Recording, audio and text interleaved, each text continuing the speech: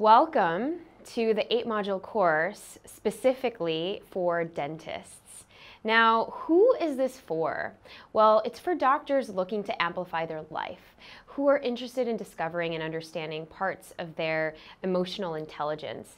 Now, you realize we didn't get this taught in school. This was not a course in school. And for those of you healthcare professionals, not gaining the emotional intelligence and the awareness in school, however, have been challenged with difficult conversations and pleasing the most unpleasing patients and staff, or who have had obstacles in communicating your boundaries, this is for you. Now, if you've ever dealt with imposter syndrome or self-doubt or self-worth, some of these things we struggle in silence, this is finally the guide as well as the bootcamp that will give you practical methods to live beyond these limiting beliefs.